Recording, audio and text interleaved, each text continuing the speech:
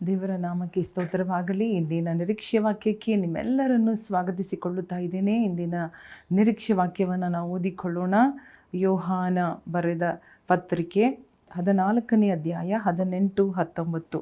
ಯೋಹಾನ, the gospel of John, chapter 14 verse 18 and 19. ನಾನು ನಿಮ್ಮನ್ನು ಅನಾಥರಾಗಿ ಬಿಡುವುದಿಲ್ಲ, ನಿಮ್ಮ ಬಳಿಗೆ ಬರುತ್ತೇನೆ. ಇನ್ನು ಸ್ವಲ್ಪ ಕಾಲವಾದ ಮೇಲೆ ಲೋಕವು ನನ್ನನ್ನು ನೋಡುವುದಿಲ್ಲ, ಆದರೆ ನೀವು ನನ್ನನ್ನು ನೋಡುವಿರಿ.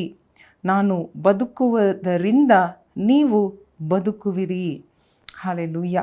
ನೋಡಿ, ಯೇಸು ಸ್ವಾಮಿ ತನ್ನ ಶಿಷ್ಯರನ್ನು ನೋಡಿ ಈ ರೀತಿಯಾದ ಮಾತುಗಳನ್ನು ಹೇಳುತ್ತಾ ಇದ್ದಾರೆ. ಅವರಿಗೆ ಗೊತ್ತು, ಅವರ ಮರಣ ಸಮೀಪವಾಗಿತ್ತು. ಅವರು ಶಿಲುಬೆಯ ಮರಣವನ್ನು ಅವರು ಹೊಂದಿಕೊಳ್ಳುವ ಸಮಯ ಹತ್ತಿರವಾಗಿತ್ತು. ಶಿಲುಬೆಗೆ ಏರಿ ತಾನು ಪ್ರಾಣ ಕೊಟ್ಟ ಮೇಲೆ, ಅವರು ಮತ್ತೆ ಪುನರುತ್ಥಾನ ಹೊಂದಿದ ಮೇಲೆ ಅವರು ಪರಲೋಕ ರಾಜ್ಯಕ್ಕೆ ಹೋಗಬೇಕಾಗಿತ್ತು. ಅವರು ಭೂಮಿಗೆ ಬಂದ ಉದ್ದೇಶವನ್ನು ಮುಗಿಸಿ ಪರಲೋಕಕ್ಕೆ ಹಿಂತಿರುಗಿ ಹೋದ ಮೇಲೆ ಇನ್ನೊಂದು ಹಂತವಾದ ರೀತಿಯಲ್ಲಿ, ಅಂದರೆ ಇನ್ನೊಂದು ಹಂತದಲ್ಲಿ ದೇವರು ನಮ್ಮ ಸಂಗಡ ಬಂದು ಇರುವ ಒಂದು ದಿನಗಳು ಅಥವಾ ಒಂದು ಆರಂಭ ಒಂದು ಭವಿಷ್ಯ ಇತ್ತು, ಒಂದು ವಾಗ್ದಾನವಿತ್ತು. ದೇವರು ನಮ್ಮನ್ನು ಅನಾಥರಾಗಿ ಬಿಡುವುದಿಲ್ಲ ಎಂಬುದಾಗಿ ಮಾತು ಕೊಟ್ಟರು. ಯೇಸುಸ್ವಾಮಿ ಅವತ್ತು ಶಿಷ್ಯರಿಗೆ ಕೊಟ್ಟ ಅದೇ ಮಾತನ್ನು ಇವತ್ತು ನಿಮ್ಮನ್ನು ನೋಡಿ ಹೇಳುತ್ತಾ ಇದ್ದಾರೆ.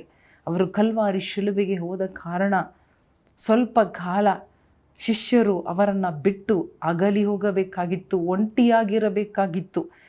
ಯೇಸುಸ್ವಾಮಿ ಪರಲೋಕಕ್ಕೆ ಹೋದರೂ ಇನ್ನು ಮುಂದೆ ಯಾರು ನಮ್ಮ ಸಂಗಡ ಇರುತ್ತಾರೆ ಎಂಬ ಗಲಿಬಿಲಿ. ಯೇಸುಸ್ವಾಮಿ ನಾನು ಹೋಗುತ್ತೇನೆ ಎಂಬುದಾಗಿ ಮಾತನಾಡುವಾಗಲೆಲ್ಲ ಶಿಷ್ಯರಿಗೆ ಅರ್ಥವಾಗಲಿಲ್ಲ. ಯೇಸುಸ್ವಾಮಿ ಎಲ್ಲಿ ಹೋಗುತ್ತಾರೆ, ಯಾಕೆ ಹೋಗುತ್ತಾರೆ ಎಂಬುದಾಗಿ. ಆದರೆ ಯೇಸುಸ್ವಾಮಿ ಹೇಳಿದ ಮಾತಿನ ಅರ್ಥ ಏನು ಗೊತ್ತಾ?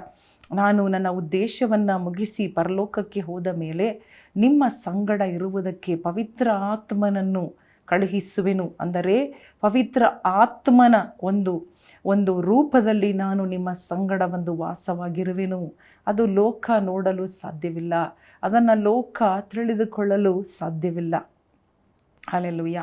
ಆತ್ಮ ಸ್ವರೂಪನಾದ ದೇವರು ಇವತ್ತು ನಮ್ಮ ಸಂಗಡ ಇದ್ದಾರೆ. ಆತನು ಮರಣ ಹೊಂದಿ ಪುನರುತ್ಥಾನ ಹೊಂದಿದ ಕಾರಣ, ಆತನು ಪರಲೋಕಕ್ಕೆ ಏರಿ ಹೋದ ಕಾರಣ ಪರಿಶುದ್ಧಾತ್ಮ ನಮಗೆ ಕೊಡಲ್ಪಟ್ಟಿದೆ. ಹಲ್ಲೆಲೂಯಾ. ಈಗ ನಾವು ಅನಾಥರಲ್ಲ.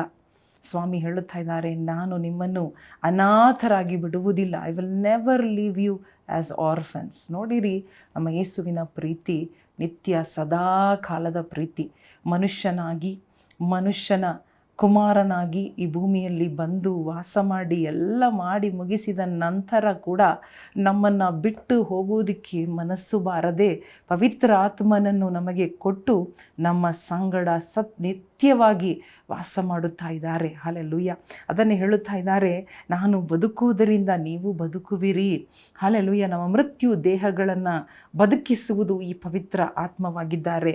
ಮಾತ್ರವಲ್ಲದೆ ಅವರು ಹೇಳುತ್ತಾ ಇದ್ದಾರೆ, ನಾನು ನಿಮ್ಮನ್ನು ಅನಾಥರಾಗಿ ಬಿಡುವುದಿಲ್ಲ, ನಿಮ್ಮ ಬಳಿಗೆ ಬರುತ್ತೇನೆ. ಹಲ್ಲೆಲೂಯಾ. ಅವರು ಹೋದರು, ಆದರೆ ಸುಮ್ಮನೆ ಇರಲಿಲ್ಲ. ನಮಗಾಗಿ ಪವಿತ್ರಾತ್ಮನು, ಅಂದರೆ ಕಂಫರ್ಟರ್, ಅಂದರೆ ಹೆಲ್ಪರ್, ಸಹಾಯಕರು, ಹಲ್ಲೆಲೂಯಾ, ಆದರಣೆ ಕೊಡುವವರು, ನಮ್ಮನ್ನು ಆದರಿಸುವವರು, ಧೈರ್ಯಪಡಿಸುವವರು, ಬಲಪಡಿಸುವವರು, ನಮ್ಮನ್ನು ಮಾರ್ಗ ತೋರಿಸುವವರೇ ಈ ಪವಿತ್ರ ಆತ್ಮರಾಗಿದ್ದಾರೆ. ಹಲ್ಲೆಲೂಯಾ. ಬೇರೆ ಯಾರೂ ಇಲ್ಲ, ದೇವರ ಆತ್ಮವಾಗಿದೆ. ಹಲ್ಲೆಲೂಯಾ. ನಾವು ಅನಾಥರಲ್ಲ, ತಿಳಿದುಕೊಳ್ಳ್ರಿ, ಅನಾಥರಾಗಿ ನಾವು ನಮ್ಮ ಜೀವನದಲ್ಲಿ ನಮಗೆ ಅನ್ನಿಸ್ಬೋದು, ಯಾರೂ ಇಲ್ಲವಲ್ಲ ಲೋಕದಲ್ಲಿ. ಆದರೆ ಇಲ್ಲ, ನೀವು ಅನಾಥರಲ್ಲ. ಯೇಸುಸ್ವಾಮಿ ಹೇಳಿದ ಅದೇ ಮಾತು ಇವತ್ತು ನಿಮ್ಮ ಕಿವಿಗಳಲ್ಲಿ ಬರುತ್ತಾ ಇದೆ. ನೀವು ಅನಾಥರಲ್ಲ, ನಿಮ್ಮ ಸಂಗಡ ದೇವರು ಇದ್ದಾರೆ. ಅದಕ್ಕಾಗಿ ಅವರು ಜೀವಂತವಾಗಿ ಎದ್ದು ಬಂದಿದ್ದಾರೆ, ಅದಕ್ಕಾಗಿ ಅವರು ಮರಣ ಹೊಂದಿದರು. Hallelujah. So that he can go back and send and come as a spirit. Hallelujah. ಹೋಗಿ ವಾಪಸ್ ಆತ್ಮನ ಸ್ವರೂಪದಲ್ಲಿ ಬಂದು ಪ್ರತಿಯೊಬ್ಬೊಬ್ಬರ ಹೃದಯದಲ್ಲಿ ವಾಸವಾಗುವುದಕ್ಕೆ ಅವರು ಮರಣ ಹೊಂದಿದರು. ಹಲ್ಲೆಲೂಯಾ. ನಾವು ಕಣ್ಣು ಮುಚ್ಚಿ ದೇವರಿಗೆ ಸ್ತೋತ್ರ ಹೇಳೋಣವ. ಈ ದೇವರ ಪ್ರೀತಿ, ದೇವರ ಮರಣ ಪುನರುತ್ಥಾನದಿಂದಲೇ ಪವಿತ್ರ ಆತ್ಮನು ನಮಗೆ ಕೊಡಲ್ಪಟ್ಟರು. ಈ ಪವಿತ್ರ ಆತ್ಮನು ನಮ್ಮನ್ನು ಅನಾಥರಾಗಿ ಬಿಡುವುದಿಲ್ಲ. ನಾವು ಎಲ್ಲಿ ಹೋದರೂ ಪರವಾಗಿಲ್ಲ, ಯಾವ ಕೋಣೆ, ಯಾವ ಮೂಲೆ, ಯಾವ ಕತ್ತಲು, ಯಾವ ದೂರ ಪ್ರದೇಶ, ಯಾವ ಆಳವಾದ ತಗ್ಗು, ಎಲ್ಲಿ ಹೋದರೂ ಈ ಪವಿತ್ರ ಆತ್ಮನ ಪ್ರಸನ್ನತೆ ನಮ್ಮ ಸಂಗಡ ಸದಾ ಸದಾ ಇರುವುದಕ್ಕಾಗಿಯೇ ಇದನ್ನು ಕೊಡಲ್ಪಟ್ಟಿದೆ. ಆದ ಕಾರಣ ನಾವು ಅನಾಥರಲ್ಲ, ನಾವು ಒಂಟಿಗರಲ್ಲ. ಹಲ್ಲೆಲೂಯಾ. ಸ್ವಾಮಿ ಮಾತುಗಳನ್ನು ನಂಬೋಣ, ನಾವು ಹೇಳಿಕೊಳ್ಳೋಣ, ಸಮಾಧಾನ ಪಡಿಸಿಕೊಳ್ಳೋಣ. ನಾನು ಅನಾಥಳಲ್ಲ, ನನಗೆ ದೇವರ ಆತ್ಮ ನನ್ನ ಸಂಗಡ ಇದ್ದಾರೆ, ನನ್ನ ಜೊತೆಗಿದ್ದಾರೆ. ನಾನು ಎಲ್ಲಿ ಹೋದರೂ ಇದ್ದಾರೆ, ನನ್ನ ಸಂಗಡ ಇರುತ್ತಾರೆ. ಹಲ್ಲೆಲೂಯಾ. ಅಪ್ಪ, ನೀನು ನಮ್ಮನ್ನು ಅನಾಥರಾಗಿ ಬಿಡುವುದಿಲ್ಲ ಎಂಬ ಮಾತು ಶಿಷ್ಯರ ಬಳಿಗೆ ಹೇಳಿದ ಮಾತನ್ನು ನೆರವೇರಿಸಿದ್ದೀಯಪ್ಪ. ನಾವು ಇವತ್ತು ಅನಾಥರಲ್ಲ ಸ್ವಾಮಿ. ಏಸಪ್ಪ, ನೀನು ನಮ್ಮ ಸಂಗಡ ಇರುವುದಕ್ಕೆ ನಮ್ಮ ಆತ್ಮವನ್ನು ಕಳುಹಿಸಿದ್ದಕ್ಕಾಗಿ ಸ್ತೋತ್ರ. ಆತ್ಮ ಸ್ವರೂಪನಾಗಿ ನಮ್ಮ ಒಳಗಡೆ ಇರುವುದಕ್ಕಾಗಿ ಸ್ತೋತ್ರ ಸ್ವಾಮಿ. ಯೇಸು ಕ್ರಿಸ್ತನ ನಾಮದಲ್ಲಿ ಬೇಡಿಕೊಳ್ಳುತ್ತೇವೆ ನಮ್ಮ ತಂದೆ, ಆಮೇನ್. ಪ್ರಿಯ ಸ್ನೇಹಿತರೆ, ನೀವು ಅನಾಥರಲ್ಲ. ಹಲ್ಲೆಲೂಯಾ. ನೀವು ಯೇಸು ಸ್ವಾಮಿ ಬದುಕುವ ಹಾಗೆ ನೀವು ಕೂಡ ಬದುಕುತ್ತಾ ಇದ್ದೀರಿ, ಇನ್ನೂ ಕೂಡ ಬದುಕುವಿರಿ. ಯಾಕಂದರೆ ದೇವರು ಸ್ವತಃ ನಿಮ್ಮ ಸಂಗಡ ಇದ್ದಾರೆ. ಎಲ್ಲ ಪರಿಸ್ಥಿತಿಗಳಲ್ಲಿಯೂ ಅವರು ನಿಮ್ಮ ಸಂಗಡ ಇದ್ದಾರೆ. ನಿಮ್ಮನ್ನು ಬಿಟ್ಟು ಎಲ್ಲಿಗೂ ಹೋಗುವುದಿಲ್ಲ, ನಿಮ್ಮನ್ನು ಕೈ ಬಿಡುವುದಿಲ್ಲ, ನಿಮ್ಮನ್ನು ಅನಾಥರಾಗಿ ಬಿಡುವುದಿಲ್ಲ. ನಾನು ಬರುವೆ ಎಂಬುದಾಗಿ ಹೇಳಿದ ದೇವರು ನಿಮ್ಮ ಸಂಗಡ ಇದ್ದಾರೆ.